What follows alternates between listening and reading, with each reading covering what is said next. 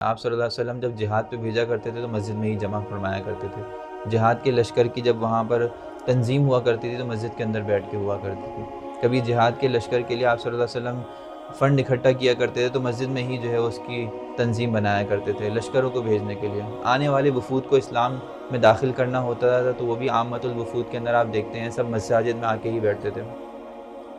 اور اس کے علاوہ بہت سارے ویلفیئر کے کام بھی نبی کریم صلی اللہ علیہ وسلم کے دور میں ہمیں مساجد سے ہی ملتے ہیں۔ اگر آپ کھڑے ہو کر نماز پڑھنے پر رکوع سجدہ کرنے پر قادر ہیں تو آپ کے لیے کرسی پر بیٹھ کے نماز پڑھنے کی اجازت نہیں ہے۔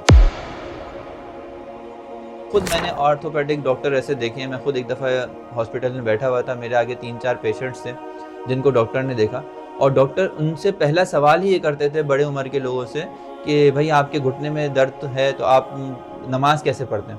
تو وہ کہتا تھا میں کھڑے ہو کے نماز پڑھتا ہوں۔ آج سے آپ نے کھڑے ہو کے نماز نہیں پڑھنا۔ دیکھیں انسان اپنے جسم کی جس صلاحیت کو استعمال نہیں کرتا اللہ تعالیٰ وہ صلاحیت سلب کر لیتے ہیں۔ دوسرا مسئلہ یہ ہے کہ تبلیغی حضرات ہوتے ہیں مسجد میں، ان کا پردہ چل رہا ہوتا ہے کہ بھئی یہاں پہ تعلیم ہوگی، امام صاحب کہتے ہیں نہیں بھئی یہاں پہ تعلیم نہیں ہوگی، تو اس پردے کا حل کیا ہے؟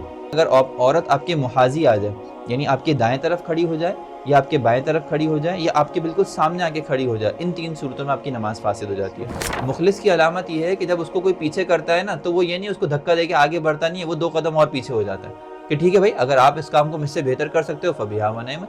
اچھا مفتی صاحب ایک بہت بڑا مسئلہ، امام صاحب اور کمیٹی والے ہمیشہ یعنی شکوہ شکایت رہتی ہے، تو ان میں سے حق پر کون ہے؟